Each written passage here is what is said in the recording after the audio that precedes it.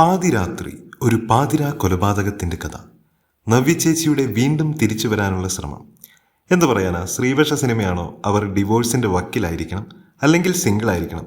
അതാണല്ലോ കീഴ്വഴക്കം. അവർ കുടുംബമായി ജീവിച്ചാൽ പവർഫുൾ ആവില്ലേ എന്ന ക്ലീശയ സംശയത്തോടു കൂടി സിനിമ തുടങ്ങി.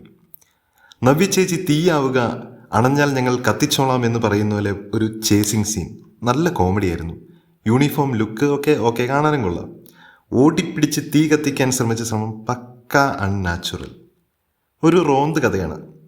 എല്ലാവരും പോലീസിന്റെ റിയലിസ്റ്റിക് മാനറിസങ്ങൾ ഒപ്പിയെടുത്തപ്പോൾ നവ്യ ചേച്ചി മാത്രം എൻ്റെ കൃഷ്ണ ഗുരുവായൂരപ്പ മറ്റേ ഞാനേ കണ്ടുള്ളൂ ടൈപ്പ് ആക്ടിങ്.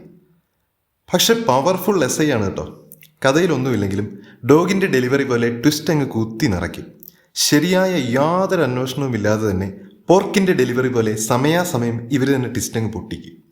ഇതെല്ലാം കഴിഞ്ഞ് നോക്കുമ്പോൾ നാലാംകിട അവിഹിത കഥയും റിവഞ്ചും മാത്രം അവശേഷിക്കും. ഇതുവരെ കാണിച്ചു കൂട്ടിയതെല്ലാം റിയലിസ്റ്റിക് ആണെന്ന് വിചാരിച്ച് കയ്യടി പ്രതീക്ഷിച്ച് സിനിമയങ്ങ് തീർക്കും. പോലീസിന്റെ മാനറിസം എന്താണെന്ന് പോലും നവ്യ ചേച്ചിക്ക് അറിയില്ല. മാനസിക വെല്ലുവിളി നേരിടുന്ന ഒരുത്തനെ ചോദ്യം ചെയ്യുന്നത് കണ്ട് ചിരിച്ചിരിച്ച് മരിച്ചേനെ. ജബാ ഞാൻ പൊട്ടനാണ്, ഊമയാണ്, എന്തോന്നാണോ ഇതൊക്കെ കണ്ട് ചിരിക്കാതെ ക്യാമറാമാൻ എങ്ങനെ പിടിച്ചിരുന്നു? മാനസിക വെല്ലുവിളിയും കേൾവിക്കുറവും ഒന്നാണെന്ന് വിചാരിച്ചു കാണും നവ്യ ചേച്ചിയും. മുന്നേ പറഞ്ഞതുപോലെ അനിമൽസിൻ്റെ ഡെലിവറി പോലെ ട്വിസ്റ്റ് നിറച്ചാലല്ല ഹിറ്റുണ്ടാകുന്നത്. ട്വിസ്റ്റ് പൊളിച്ചു വരുമ്പോൾ മിച്ചം നിന്ന കഥ എന്താണെന്നതിലാണ് കാര്യം. ആഴ്ചയിൽ പോലീസ് സ്റ്റോറി, ഓരോ തിരിച്ചുവരവുകൾ. റിയലിസ്റ്റിക് പോലീസും അടുത്തില്ലേ? ഇതേ ടൈപ്പ് തന്നെ എത്രയാ?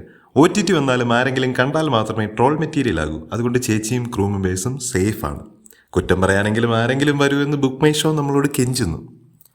നവ്യ ചേച്ചി ഒഴികെ ബാക്കി എല്ലാവരും വലിയ കുഴപ്പമില്ലാതെ അഭിനയിച്ചിട്ടുണ്ട്. സൗബിൻ, സണ്ണി വെയിൻ, ആൻ അഗസ്റ്റിൻ. പിന്നെ തട്ടിക്കൂട്ടി ഇൻവെസ്റ്റിഗേഷൻ മൂവീസിൽ മാത്രം കണ്ടുവരുന്നൊരു പ്രവണതയുണ്ട്. കേസിനെ ആസ്പദമായി സസ്പെൻഡ് ചെയ്ത 2 പേർ സുപ്പീരിയർ ഓഫീസറുടെ നിഴലിൽ നിന്ന് തന്നെ സിമ്പിളായി എല്ലായിടത്തും പോയി തെളിവുകൾ ശേഖരിച്ച് ഓഫീസറെ പെടുത്തുന്നു. അയാൾ എന്നാ പൊട്ടനാണോ? ഇതിൻ്റെയൊക്കെ പ്രൊസീജിയർ എന്താണെന്ന് ലെവലേശമെങ്കിലും അന്വേഷിച്ചിട്ട് എഴുതിയാൽ നന്നായിരുന്നു.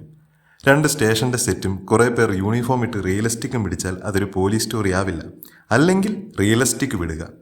തുടക്കത്തിൽ ഇടുക്കിക്കാരിയാണെന്ന് കാണിക്കാൻ ഒരു സ്ത്രീ കഥാപാത്രം ചേട്ടായിയേ ഓ എന്നാത്തിനാ എന്ന് പറഞ്ഞ ഒരു ഇറിറ്റേറ്റിംഗ് പെർഫോമൻസ് കാഴ്ചവെച്ചു. ഇടുക്കി എന്നൊരു ബോർഡ് കാണിച്ചാലും മതിയായിരുന്നു. അപ്പോൾ റിയലിസ്റ്റിക് പുഴുങ്ങാൻ പറ്റില്ലല്ലോ അല്ലേ? അപ്പോൾ ചേച്ചിയുടെ ശക്തമായ തിരിച്ചുവരവ് ആഗ്രഹിക്കുന്നവർക്കായി പാതിരാത്രി.